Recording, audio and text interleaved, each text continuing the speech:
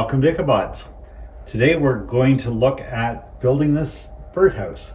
It involved a lot of different things, CAD programming, laser cutting, obviously some electronics, 3D printing even, and we're going to see the process that it took to make this.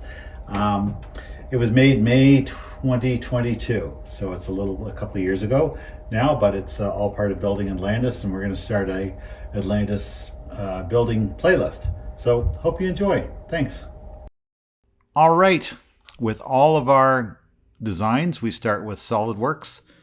It's not only a great way to visually see what you're going to build before you build it, but of course with all the tech that we use, the laser cutting and the 3D printing, we need it to get our models. And it's also really cool because you can actually put the prop into the 3D space and see what it looks like in the space as well. Another cool aspect is that you can take parts away so you can actually see inside the model. So that's great to get representation or how much room there is. In this birdhouse, we're putting an egg, so we had to make sure there was enough room for the egg. So as mentioned, once we have the files on the SolidWorks, we can put them into a DFX that the laser cutter can follow and cut everything out.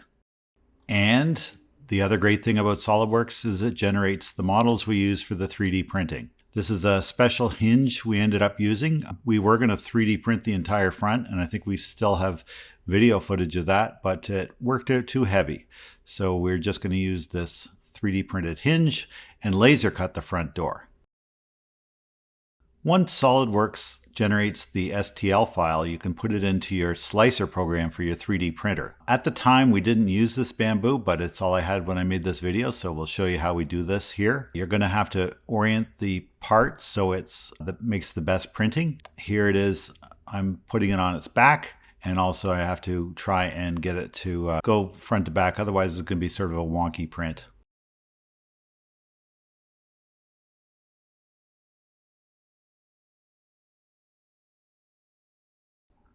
All right, on to the fun stuff.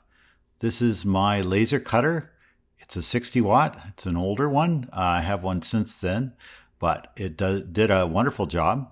Right now it's doing something called engraving, where it's just sort of burning the outside of the wood to make the engraving marks for the different puzzle pieces.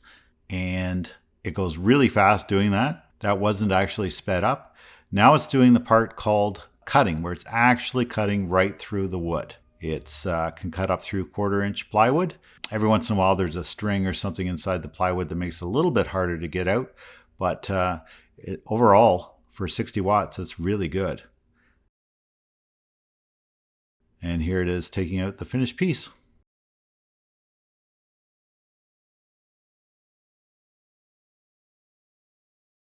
So when I first designed this, I thought I would make a solid 3D printed front part.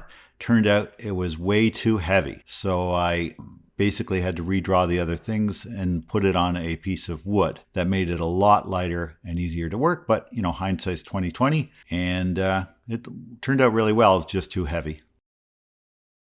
And here are the correct parts. So again, I had to take away the heavy full face and laser cut it. And these are the magnetic lock holders and the hinge part printing for the new design, which made it a lot lighter. I've since upgraded to a bamboo 3D printer, but for $200, these Ender 3s just cannot be beat.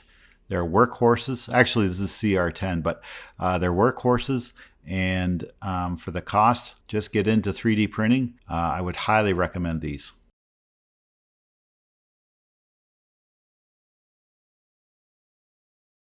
And we jumped ahead a little bit. I've already started to assemble the birdhouse here out of the parts, but all the parts have been 3D printed and laser cut, and now it's just a matter of putting them together.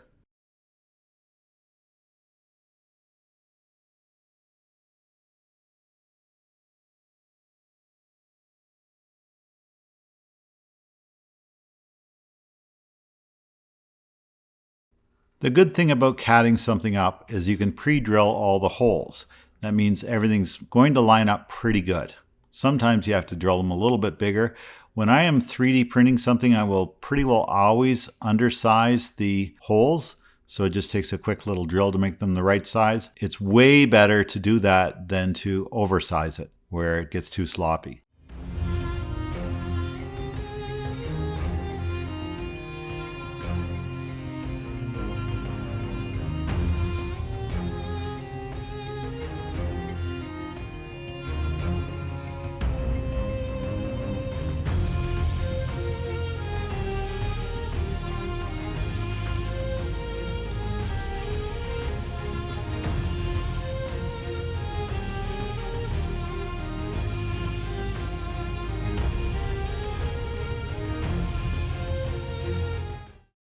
And there you have it. It's just about assembled there, just putting the metal piece on for the magnetic part and seeing how it fits together.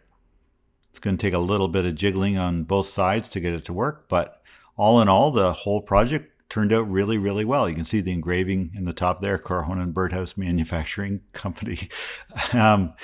It turned out well and it works well. So far, it's been pretty dependable, and I'm happy with it.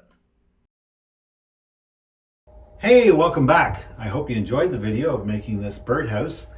It was a fun thing to build. We used a lot of CAD design in it, so the designs are already there, so we can make like 100 of them very, very quickly if we need to, or I can get into the birdhouse manufacturing business if the escape room doesn't work out. The next videos we're going to show are also from that period when we were building Atlantis. It was during shutdown, it was during COVID areas, we couldn't post them right away, but if you like and subscribe, you're not going to miss any of them, and we hope to see you again soon. Bye now.